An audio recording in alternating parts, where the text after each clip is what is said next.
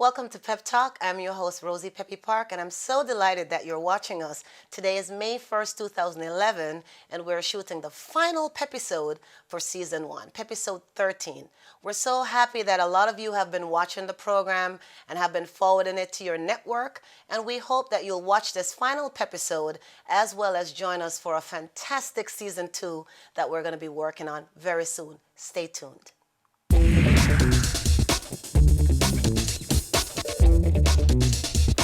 So, Brother Farouk, thank you so much for coming to the show. To be in these places at the time that. So yeah, I'm in the right place at the right time. Hear what happened now. I told you the Jamaican accent was going to come out. I'd love to be able to name all the bands, and I can't. But I know I'm going to miss. You've been called selfless, you've been called kind, loving, all kinds of stuff. We know you're passionate about. Talk about your little 10-month-old son. Yeah. Talk about that, your pride and joy, of course. I love my son. His name is Jawari, and he was born on Christmas Day.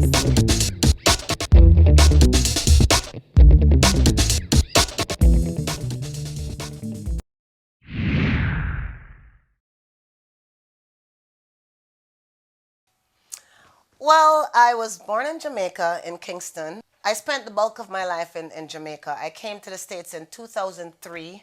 Ever since I was about 8, I think, I used to host an annual Christmas treat that we had in Jamaica. So I found out from an earlier age that I had the gift of gab and I could actually host stuff, and it just came very natural. So went to high school. I have to big up Campion College and Arden High for sixth form. Worked at Cable and Wireless Jamaica, which is now called Lime Jamaica, for about 10 years. Did a short stint with Jamaica Observer. And then I emigrated to the States in 2003. Started my own company, Peppy Entertainment and Promotions, in 2005. And we offer public relations services, business development, fitness and wellness, artist management. And I decided to do Pep Talk, and we're here right now.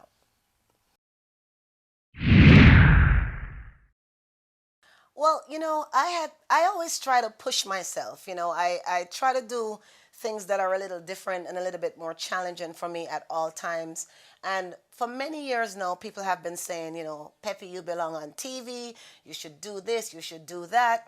And I always agreed with them. I just wanted to do it when I was ready. And so I had this idea to do a talk show called PEP Talk. Why PEP Talk? Because, Peppy Entertainment and Promotions, the acronym is PEP. People call me PEP. It's kind of branded so they can identify with PEP. And I wanted it to be a talk show playing on my name, which is Peppy. And it just came to me one night, like many things come to me when I'm in my little creative zone. And I said, hey, PEP Talk. Because the idea of the show is that I'm sitting down with folks having what is called a pep talk. I'm trying to make them feel comfy. I'm not grilling them like this is a serious interview, but we're just sitting down rapping. And I thought about it for a while, and I said I knew that I had to get myself qualified. I mean, I have the talent in terms of hosting it and doing it, but I wanted to get myself up to scratch with understanding the role of producing a show.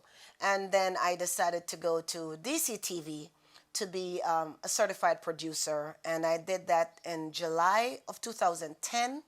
And that course was an eye-opener. I mean, it really taught me a lot of things that I didn't know and things that I took for granted, like what goes behind the scenes when you're trying to produce a program. So I want to big up Bob Thomas and the DCTV crew. Excellent program. And my co-producers, Heru Oforiata and Lenora Jones and myself, we were the top students in that class, and we did a project on Life Pieces to Masterpieces, which is a nonprofit in Washington, D.C. And after I did that, I'm like, I'm ready to go. I'm ready to do my own thing because I'm armed with all this knowledge and what it takes to build a talk show.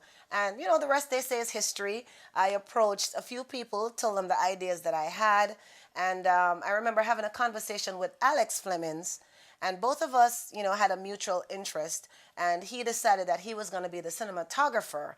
And then we just ran with it.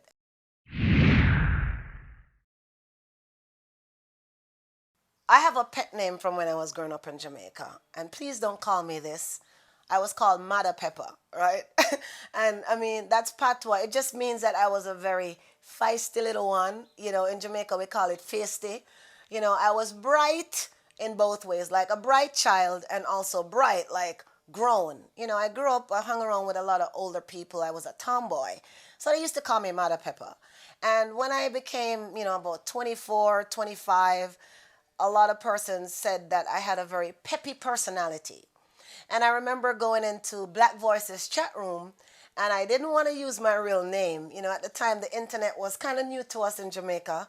And I said, let me just go in as Miss Peppy.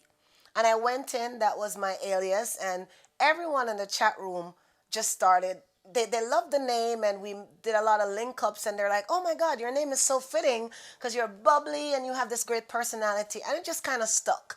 So when I decided to create my business, I liked the name Peppy because everything that I do, I like to have that element of passion, energy, and perseverance. And that's the acronym for PEP. And so when I thought about the talk show, I wanted to continuously brand myself. And so I didn't want to reinvent something. PEP Talk was just a natural fit.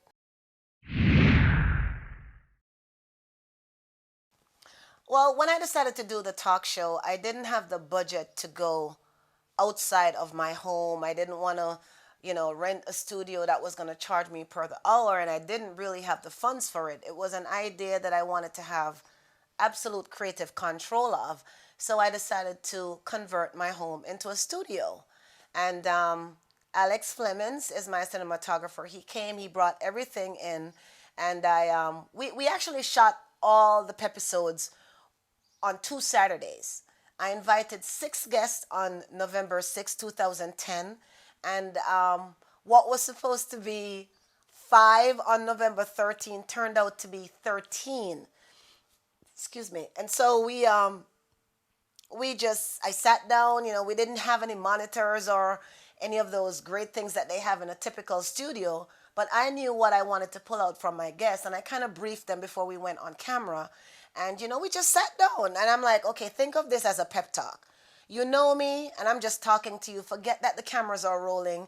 Just answer my questions and try to be comfy. And that's exactly how we did it. I did my own wardrobe change. I went upstairs with each guest. I ran upstairs and changed my outfit and came back, and I tried to dress to complement my guest or the topic that the guest was going to be talking about. And we really didn't have the budget for makeup artists, so on November 6th, one of our guests, Nicole Wright of CVR, she was the one who did my makeup. And on November 13th, I did my own makeup. And my hair was done by my stylist, Fran. She's in Branch Avenue. And Alex was there. It was one camera. It was really nice. I was in my element. I was just bursting with adrenaline. And the guests were also wonderful. So, it was just very, very easy for us. It was an easy process. We didn't have to do a lot of editing, so to speak, because it was almost perfect. Honestly, we could have done it live and it would have been good to go. And I have to big up Alex because he was very good on the camera. And of course, also my guests, they were very good in terms of responding to the questions and making people know about the great work that they're doing.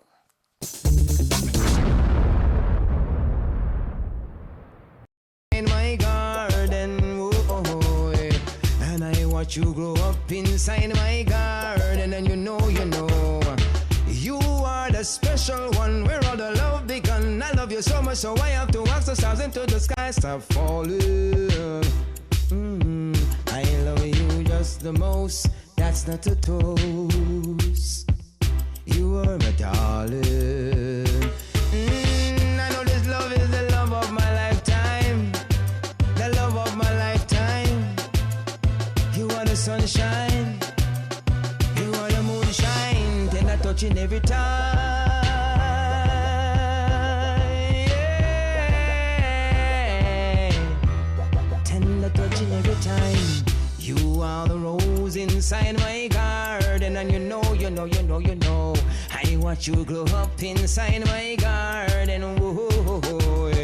You are the special one where all the love began. I love you so much, so I have to ask the stars into the sky. Oh, falling. I love you just the most. I love you just the most.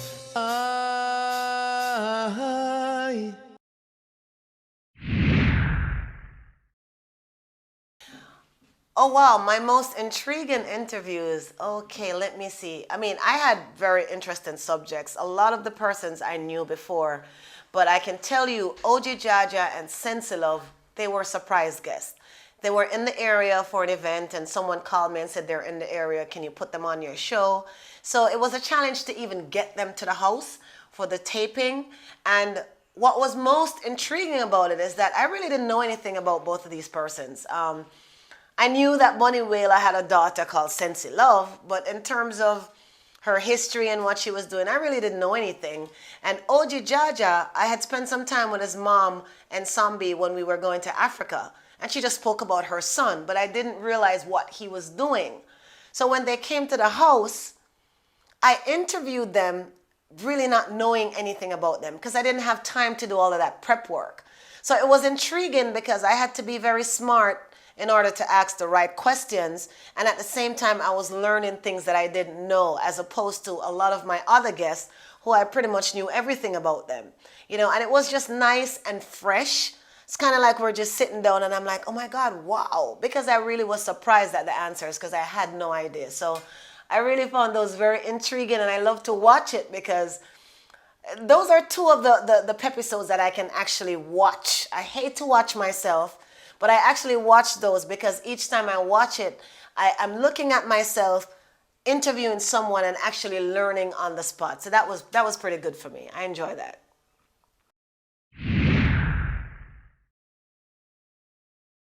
You know, the Goodsons were very good too, because initially I was just supposed to interview Tamar, the wife.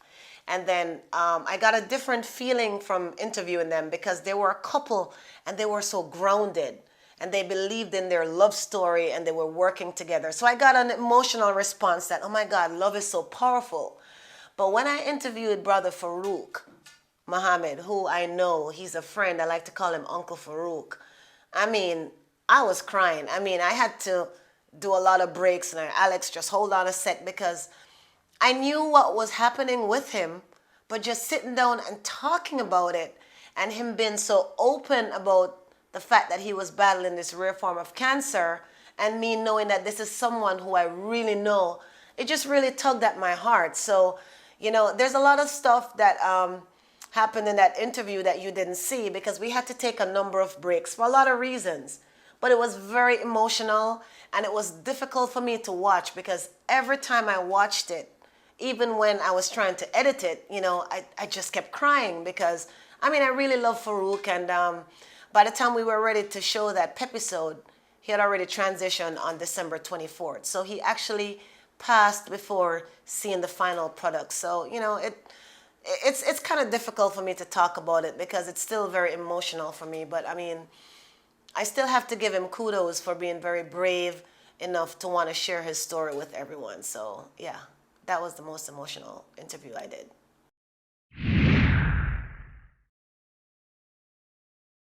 Well, of course, there were challenges. You know, I like to just plan stuff and just do it in a natural way. And so I was thinking about this talk show for a long time.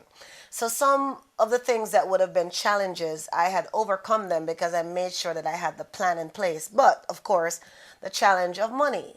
You know, it's a very small production, not necessarily because we wanted it to be small, but because we don't have the budget to make it bigger. So we had that challenge. We had the challenge of having a one camera shot. And that was a challenge, but it was also kind of fun because when we were doing it, we shot everything and then we had to do close-ups, which was fun. And doing the close-ups, because we weren't using monitors and cue cards and we didn't have a staff that was giving notes or whatever, everything was just raw talent, so to speak. So, of course, we had bloopers, you know, a lot of fun bloopers, but I didn't have a monitor that I was looking at. I was just talking from the heart. And so some of the challenges actually ended up being funny stuff, like bloopers, some of which we're going to show to you. And so if you had to choose between law and music, which one would you choose and why? Really? Wow. Okay. Cool. Welcome to another edition of PEP Talk. I'm Rosie Parke, your host, and with me this evening is Yasmin Anderson-Smith. I'm sorry. Image consultant. Image consultant. Branding strategist. Author. An author. Boy, she have some. How can they reach you if they'd like to reach you? They can visit our website at Good Sons Enterprise. It's www.goodsonsenterprise. That's GOODSONSENTERPRISE.com. So you're obviously good at English too, because you spell that very well.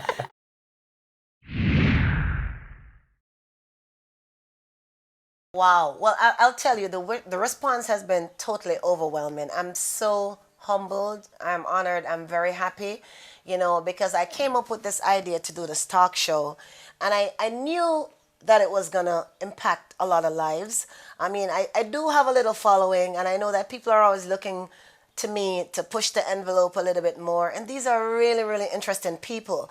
So when I came up with the idea to do a talk show showcasing who I like to call ordinary people who are doing extraordinary things, I mean, I knew it was going to be successful, but I had no idea at the magnitude of success that it would have. I mean, the comments that I get just really keep me going. I mean, so many comments.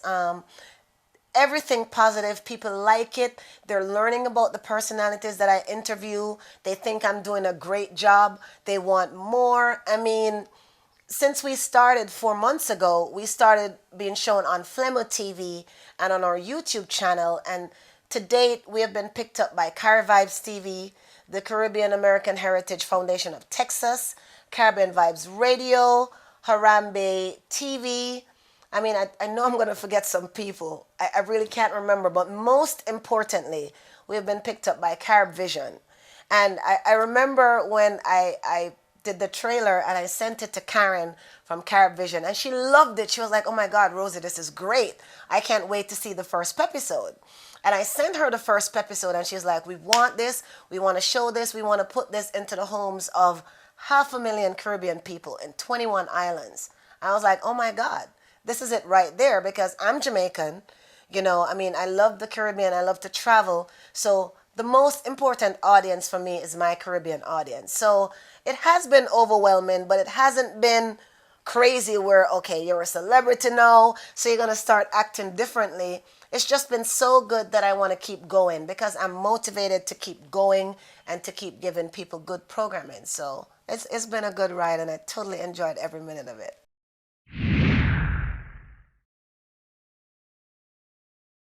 Okay, well, the official Pep Talk TV channel is on YouTube. It's youtube.com, user Miss Peppy. That's MSPEPPY.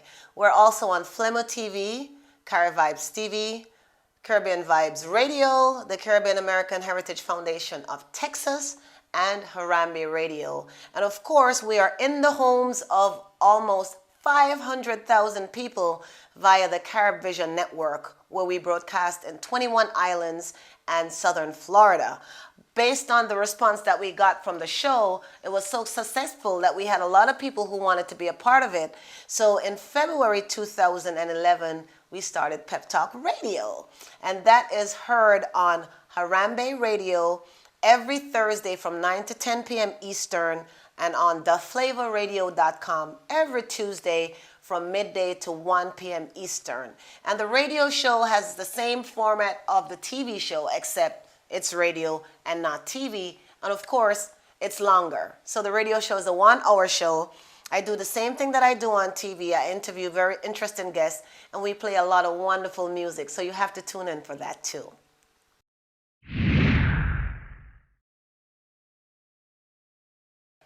Well, season 2 is going to be great. I mean, I can't imagine it being better than season 1. But of course, if you know me, everything that's coming has to be better than the one before. And what's going to make this season different, we're going to have the same pep set for a lot of the pepisodes, but we're traveling. We're going to Ghana, to Senegal, to London, to Paris, to Jamaica, and some other places in the Caribbean. And we will be shooting on location from those places. So you'll see a different kind of a set, and you'll see a lot more interesting personalities because, you know, we're worldwide. So we want to go where the people are, and we want to bring you programming from any and everywhere in the world. So please Keep it locked. Visit our YouTube channel. Listen to Pep Talk Radio. Email us at peptalk@peppypromotions.com. And don't forget to send us your feedback because we want to make the show bigger and better, and we value your comments. So please send them in. And trust me, season 2, I'll go wicked. Translation, season 2 is going to be wonderful. Thank you so much for watching. Pep Talk is witty. Pep Talk is fresh. Pep Talk is informative. Pep Talk is passionate, engaging, and much more. Pep Talk is the new and exciting talk show, created and hosted by the talented, beautiful, and peppy one, Rosie Peppy Parke. Tune in every Tuesday from 12 p.m. to 1 p.m. Eastern Standard Time on theflavorradio.com, and every Thursday from 9 p.m. to 10 p.m. Eastern Standard Time on harambe.com for Pep Talk Radio. Don't forget to join the conversation in the chat room. Still can't get enough of Pep Talk? Watch Pep TV on our YouTube channel. Just search for Miss Peppy. Don't forget to let your friends know that we are now being shown in 21 Caribbean islands via the Carib Vision Network. Pep Talk, the new and exciting talk show, hosted by Rosie Peppy Parke, is here. Email us at peptalk@peppypromotions.com now to get on the show.